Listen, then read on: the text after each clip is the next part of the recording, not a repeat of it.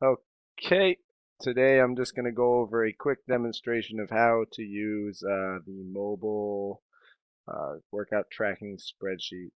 And I'm just going to use my own personal program here as an example of how this all works. So it's very similar if you've used the on paper one to how that looks, right? You're going to have a bunch of tabs at the bottom, and you really only need to worry about a couple of them.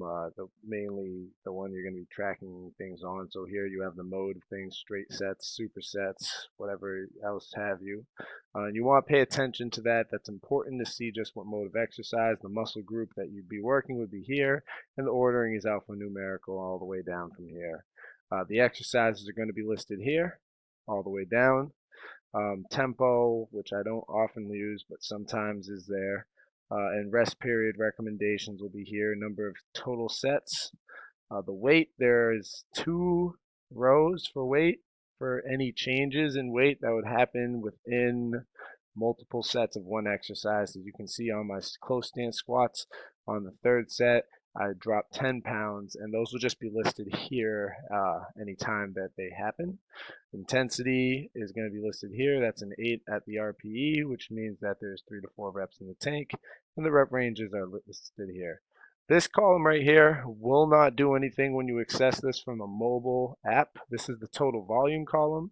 And the reason you won't be able to use it in the mobile app is because it requires an Excel macro, which the mobile app doesn't run. But basically, this totals up the weights multiplied by the number of sets at a given weight. And if I were to change the weights, and let's just say this went from 85 to 75, and then I did another set of 10 reps, it would then sum together 85 times 40 with 75 times 10, and then that would be a total number there. And that's total volume right there. Right, so we're measuring that per exercise.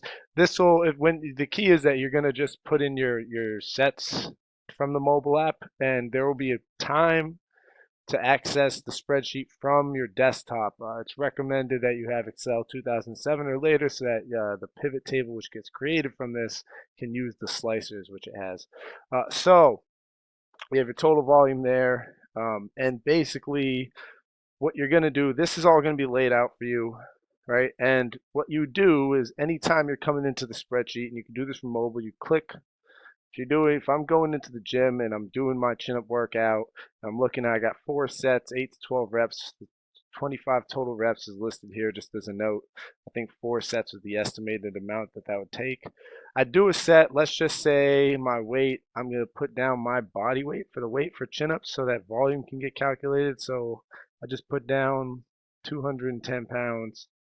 And let's just say I did a set for 12 reps. I'd then click on, so I'd set the weight by putting this at weight. I'd find weight, click it. Then in this column, I can choose to put another weight, but that obviously wouldn't make sense. I'm going to choose the set column, and there's just a different drop down that appears, and I can put down 12 reps. As you can see from the computer, the total volume ends up getting calculated. It will not do this from the mobile app, but when you record your weights and sets and then you open this from the desktop, the total volumes then get calculated. So then let's just say my next set was for 10 reps. Good.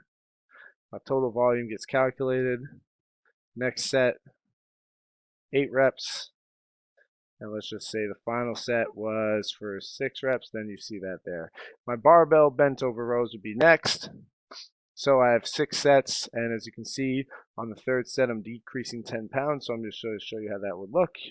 Let's just say my starting weight was 205 pounds, or let's say 185 because I'm not quite that strong. It might be, I don't know. 185, and I did a set for 12 reps. That would be set number 1. Then I did another set for 12 reps. That would be set number 2. Now set number 3, I'm decreasing 10 pounds. So what I do is I go into this we change the weight here, go into this row, calculate weight. All right. And the weight would then be 175 to take into account that 10-pound decrease there. Then I'd do another 4 sets. So let's just say I got a set of 12, another set of 10, set of 10, and then a set of 7. All right, so then that calculates the total volume there from the computer, and what it sums is 185 times 24 plus 175 times, I think that's 39. Yep. So that's how this whole piece operates, right? Now, this is obviously as listed week 1. As you can see, once you get finished, and the days are listed vertically. So you have Monday, then you go vertically down Tuesday, Wednesday, then we have, this should be, I'm sorry, Tuesday, Wednesday, and then I should have put Thursday and Friday for these, but I forgot to put that in. That's fine. So if you go horizontally, then you have week 2, and then you have week 3, and then you have week 4. So you just need to pay attention to what week you're on in the mobile app because the screen is smaller, it's harder to see, but it shouldn't be too much of an issue. So here's one of the cool things you can do with all this data, and here's why it took me so long to get this out. I'm going to run a macro. Again, this is only, you can only run this from the desktop at. I'm going to hold down the CTRL button and hit M. And what's going to happen now is the macro runs, and on the data summary tab, what you have are your row labels in here. This data chart is also, you can view it from mobile, but you can only import the information from the desktop. You have your hip dominant exercises, your upper pull, your upper push, biceps, all the muscle groups which get used in the spreadsheet are listed here. Now the sum of total sets is going to be listed here. So now we have total sets amongst all the muscle groups in the grand total row. But then you have, I have already done in the 2 days of training, 12 sets of abs, 13 sets of shoulders, 6 sets of triceps, 6 sets of calves, 20 sets of quads, 17 biceps, 17 upper push, 13 upper pull, and 13 hip dominant exercises. The total volume per muscle group, and that's summing up from different exercises, is going to be listed right here. And then the sum of the total volume amongst all muscle groups right there. And the total sum of reps per exercise is going to be listed here. And then the sum of total reps amongst all muscle groups here. These averages here are basically averages across the week, which limits their usefulness. Initially, I'd want averages across the 4-week cycle, but there's a way to tweak these once you've filled out all the data to get that.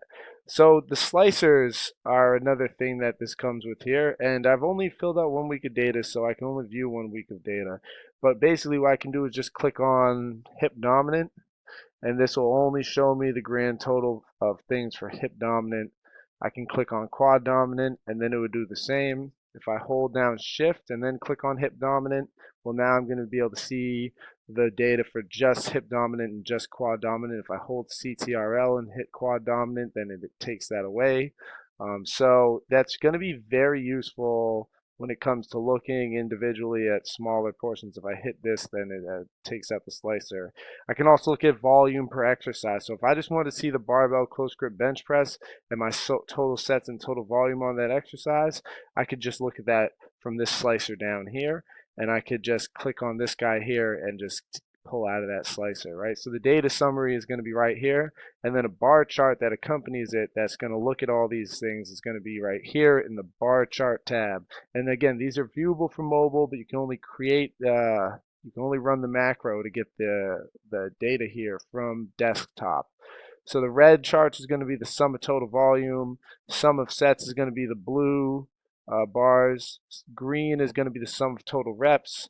And then the averages are going to be these little squiggly lines that run across. And we can actually take those out at some point since they're not as useful. But on volume, you have a vertical axis here that runs up to the top amount of volume.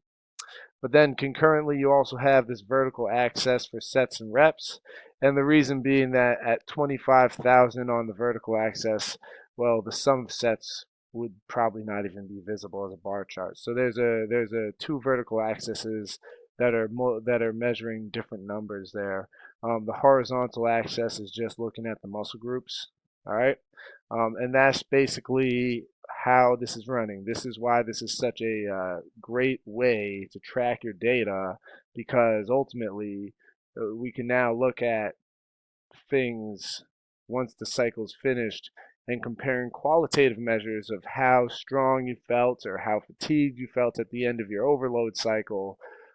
We can begin to fine tune the training process to make sure that the variables such as volume of certain muscle groups and intensity of exercise of those muscle groups are all lined up with what you recover from best, right? So this is why this is going to be very helpful.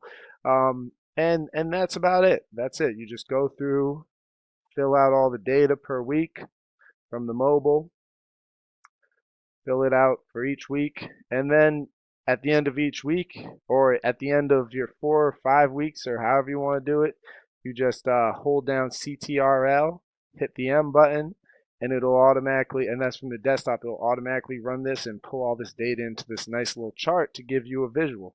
And that's it. All right, there we go.